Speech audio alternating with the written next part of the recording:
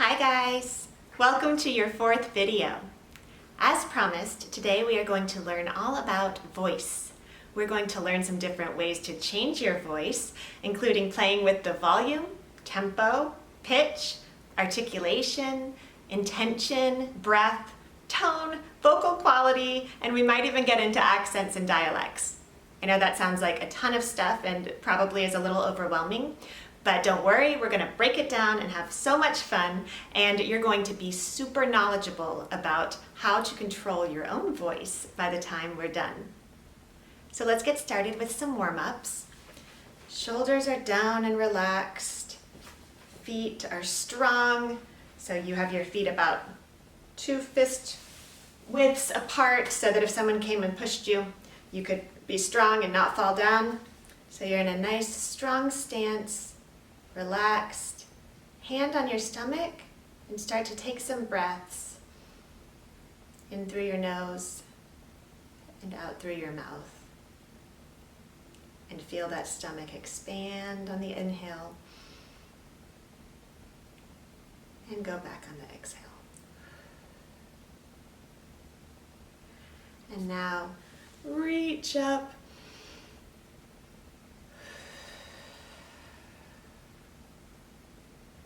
And then bring one arm up and stretch to the side.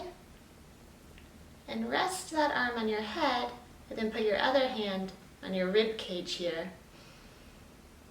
And now feel if you can feel your rib cage expand on that inhale.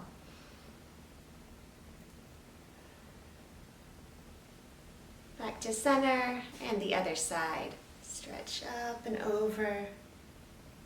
Then rest that hand on your head. Then put the other hand on your rib cage. One more breath here.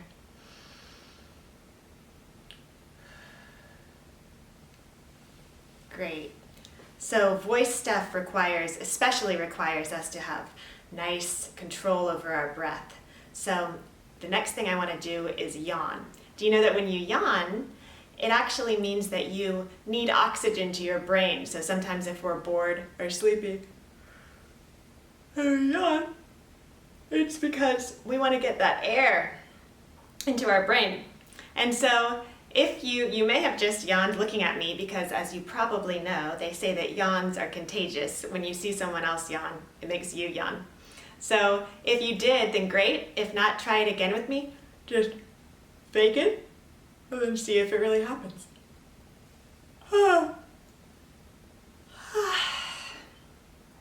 Hopefully that worked and all of you got a good yawn in and feel like you have a lot of oxygen in your brain. And so now let's do some of the vocal warm-ups that we did in the first class. Repeat after me. Ba-da-ga. Ba-da-ga. Ba-da-ga, ba-da-ga. Ba-da-ga, ba-da-ga, ba-da-ga, ba-da-ga, ba-da-ga, ba-da-ga, ba-da-ga. Pa-ta-ka. Pa-ta-ka. Pa-ta-ka, pa-ta-ka. Pa-ta-ka, pa-ta-ka, pa-ta-ka, pa-ta-ka, pa-ta-ka, pa-ta-ka, pa-ta-ka.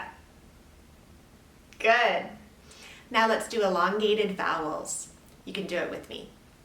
A, E, I, O, U. Good, one more time. A, E, I, O, U. Good. And now we're going to eat sweets. Not really. If we eat sweets, really, that's actually not that good for our voice. That's going to have some sugary, make the back of our throat kind of mucusy with sugar. So we actually don't want to eat sweets in real life, but we do in pretend.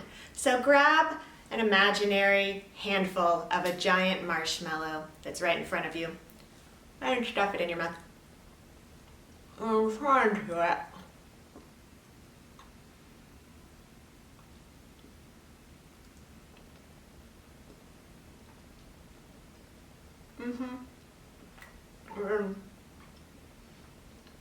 Once it's small enough,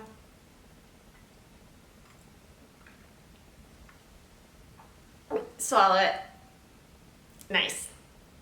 And now for our second sweet, a super sour lemon ball.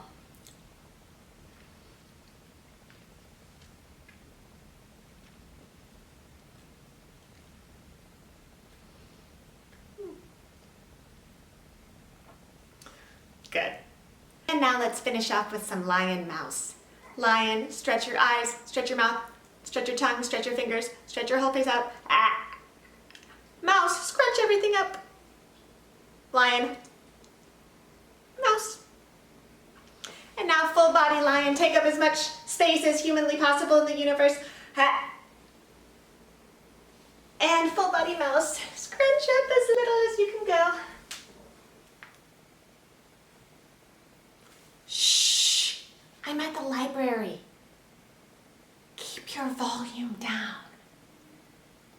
Here, I'll go somewhere where I can be louder. I can't hear you. Speak up. Let me find another place.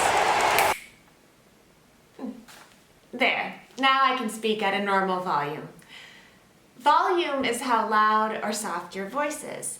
There are some places where we naturally need to have a louder volume, like a playground or a gymnasium, and there are some places where we need to have a low volume, like a library or a classroom or somewhere when someone's sleeping.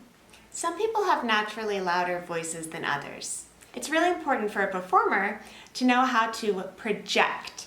The word project actually means to throw. And so when we're projecting our voice, it's like we're throwing our voice really far. We don't want to hurt our voices, right? A lot of times whenever we're trying to be louder and people say speak up, we keep getting louder and louder, then we feel it in our throat, right? And it's like we're yelling. We never want to speak with our throat. We want it to come from down here. Put your hand on your heart like you're saying the pledge. And now just hum any note. Hum. Can you feel it in your chest when you hum? That's good. Hum.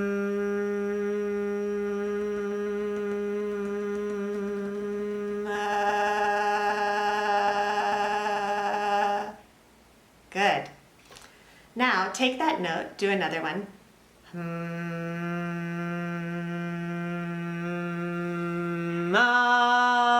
And then send it out.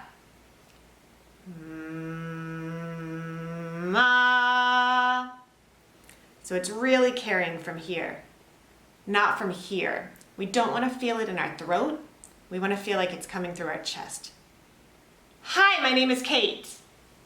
Another characteristic of the voice is tempo. Tempo, also known as pacing or rate, is the speed at which we talk. In general, you want to speak slowly enough so that your audience can understand you, but quickly enough so that they don't lose interest. Let's take a nursery rhyme that we all know. How about Mary had a little lamb? Repeat after me. Mary had a little lamb whose fleece was white as snow. And everywhere that Mary went, her lamb was sure to go. Good. First, let's say it in a really fast tempo. 1, 2, 3, go. Mary had a little lamb whose fleece was white as snow, and everywhere that Mary went, her lamb was sure to go. Good. Now, let's talk at a really slow tempo. Mary had a little lamb whose fleece was white as snow. And everywhere that Mary went, her lamb was sure to go. Good. Older people tend to speak at a slower rate than young people. They also tend to move slower. Generally, the older we get, the more we slow down. In addition to age, emotions can affect the rate at which we speak. We tend to speak at a fast rate when we're really excited. Have you ever heard anyone tell a story really fast because they can't wait to get it out and they're going to forget it and they want you to hear everything and listen to this really exciting? Light, comic, happy speeches tend to be at a faster rate, and calm, more dramatic, powerful speeches tend to be at a slower rate. Let's take the phrase, "It's so nice to see you, it's been so long." At a fast rate, It's so nice to see you. It's been so long. At a slow rate, it's so nice to see you. It's been so long. Changes it a little, right? It's a little more emotional, the slower rate. Varying the rate at which you speak can also create suspense. I walked into the house. I could hear a slight tapping. I looked around. I heard it again. I started to search every room. There it was, the tapping. Suddenly, I went down the hall and I opened the door and I saw the tapping. It was a mouse. Did you see how that created suspense? I started off slow and then got faster and faster and faster. Pauses are another way we can vary the rate. Sometimes when we pause, we can affect the meaning of what we're saying. Imagine asking someone if they didn't mind if you sat with them, and they respond, "Sure, that sounds great." Well, if they respond immediately, "Sure, that sounds great," then you probably feel pretty good about it, right? You take a seat. What if they pause for a long time and then say, "Sure," then pause again, "That sounds," long pause, "great." You might not be so sure that they want you to sit with them, right? That doesn't sound too convincing. So pauses can make a big difference too.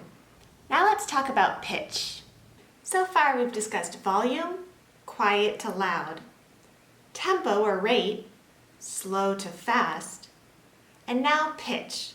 Pitch is low to high. In the first video, we did an elevator warm-up. Woo! The elevator warm-up is a great way to warm up your voice so that you can have a flexible voice capable of using many different pitches. If you don't vary your pitch, then what you have is a monotonous voice. That's when it's just all one pitch.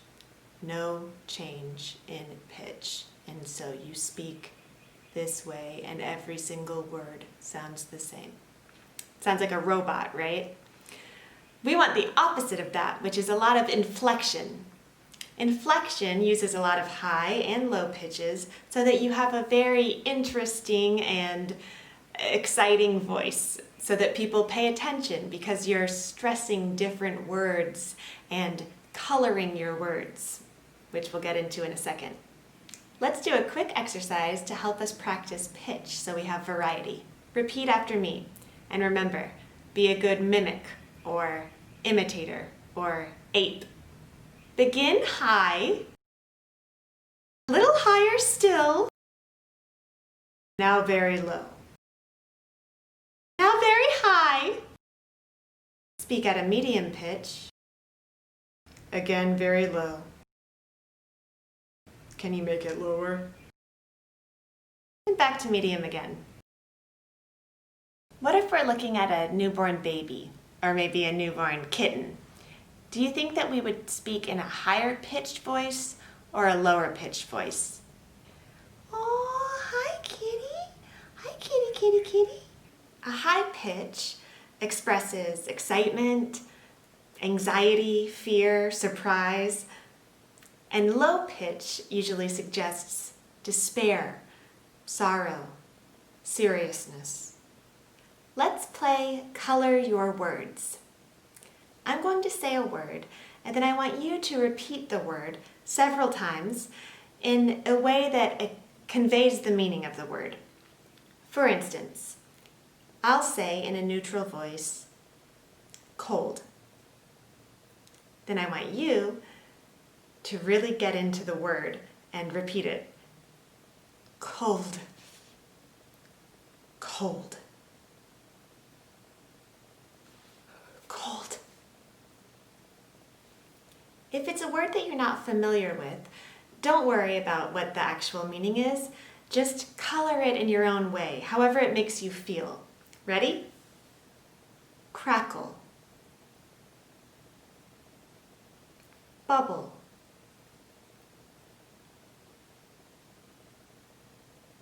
Furry.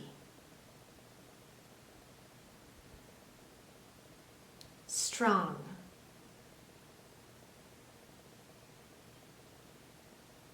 Drip.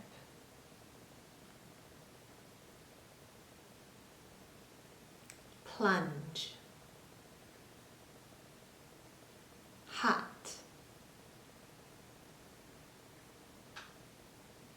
Suspicion.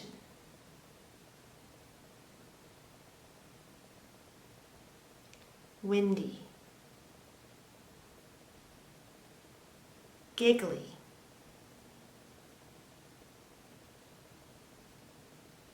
Roar.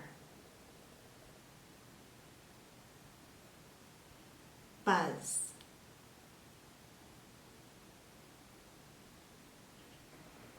Before we move on to articulation, let's watch some clips. These three characters that you're about to see have very distinctive voices. Pay attention to the qualities that we've learned: volume, pitch, tempo, and see what you think about the next three, then we'll talk about them. We're going to see Pinkie Pie, Mufasa, and Eeyore.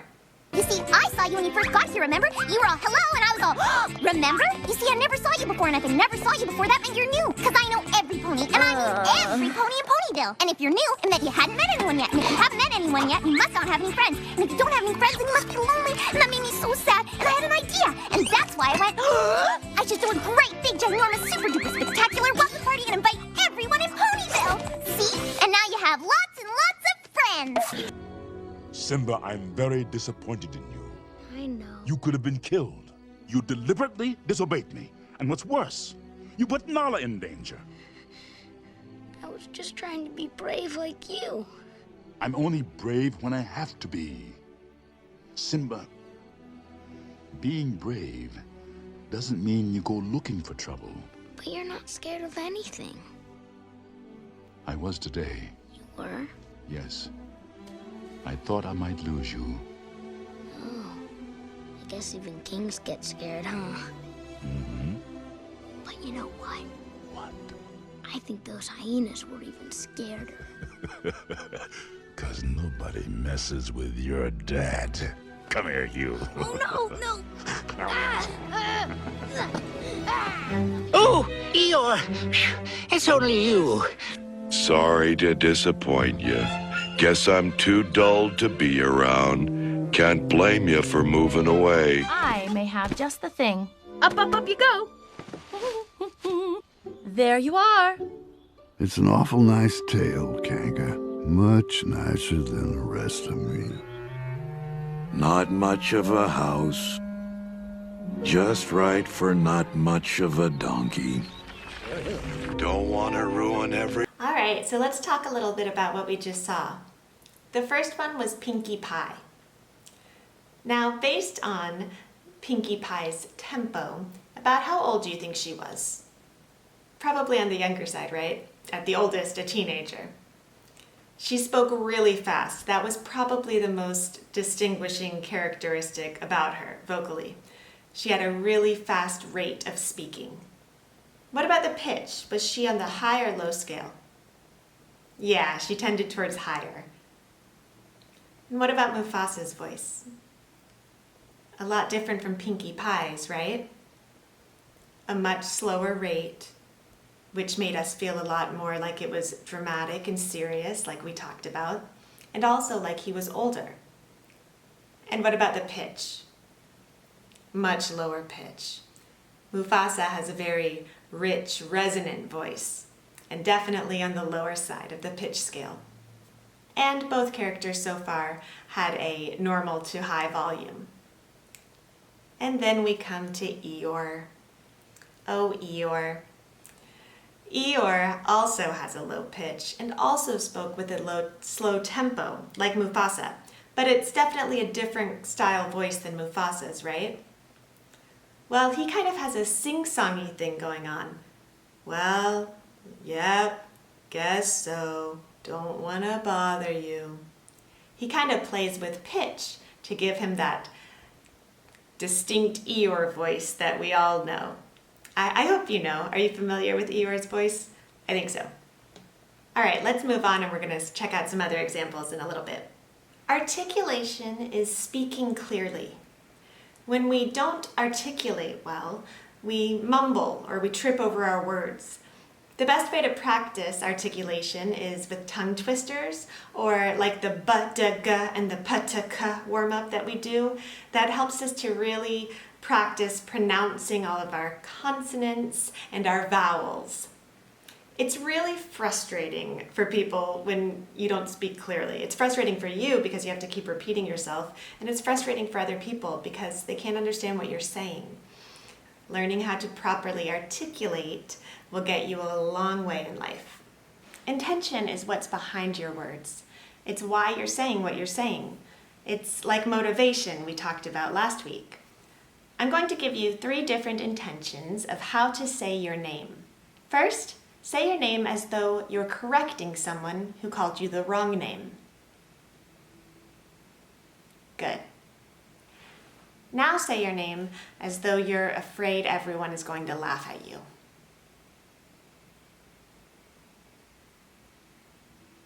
Great. And now I want you to say your name as though you're introducing yourself to someone who looks lonely and maybe homesick. Great job. Do you see how those 3 different intentions can really change the way you're saying the same thing? Have you ever heard someone talking and it seems like they're always out of breath? It always sounds kind of like they're not getting enough breath. Hi, excuse me, teacher. When you're not getting enough oxygen to the brain, you're always needing breath, and that can kind of create sort of a breathy voice. It's very airy and light. Marilyn Monroe is an example of a famous breathy voice. It's not a strong voice like Mufasa's, for instance. Have you ever heard the expression, it's not what you say, it's how you say it? Tone is how you say what you say. And it's pretty important. In fact, some would say it's more important than what you're saying. Let's think about an example of a cat. Let's say your cat jumps on the kitchen counter where it's not supposed to be. Well, cats don't really understand English, so if you want her to jump off the counter, you could probably go up and say, "Mary had a little lamb whose fleece was white as snow." And she'd probably jump off. Whereas if you were trying to get a cat to come to you, you could say, "Mary had a little lamb whose fleece was white as snow." Cats and dogs, they don't respond to the words, they respond to the tone. Similarly, if you've ever had a parent tell you to change your tone or say that they don't like your tone, chances are it wasn't so much about what you were saying, it was about how you were saying it. Yes, I'm coming! Okay, I will! Let's combine some of what we've learned and play with inflection and tone. I'm going to be using our nursery rhyme, Mary Had a Little Lamb, except I'm going to put emphasis through volume or pitch on certain words and let that create a different tone. You'll see what I mean. Here's number 1.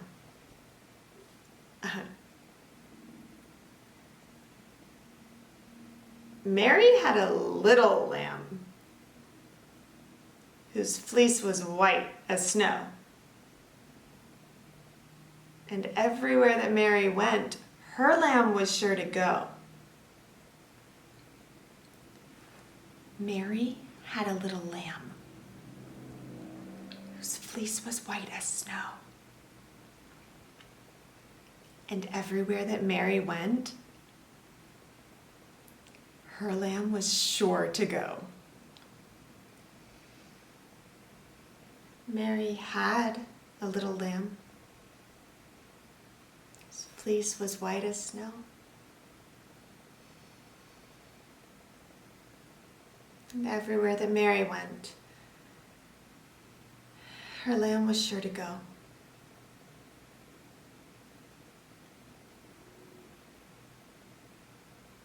Vocal quality is the characteristic that distinguishes your voice from anyone else's. Every voice is unique. It's like a thumbprint. Still, there are some ways of speaking that lend itself to characters we know and recognize. For example, how does a witch sound? I'll get you, my pretty, and your little dog, too. Or how about a surfer dude? Hey, Mary had a little lamb whose fleece was white as snow. We can all recognize that raspy, just woke up sort of voice. Hi, yeah, hello, I'm really tired. A great way to have fun and experiment with doing different voices and starting to make characters is to use puppets. I'd like you to meet my friend Zoe. Hi, my name's Zoe. Are you excited for Halloween? I am. Yay! That's just the voice that came into my head when I look at Zoe. But I could see her having a different voice, or him. Maybe he's very proper.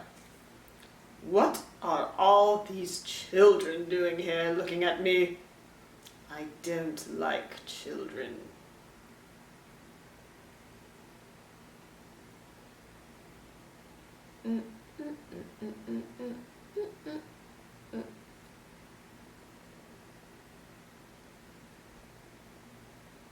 Let's put Zoe away for a while and meet Mr. Owl.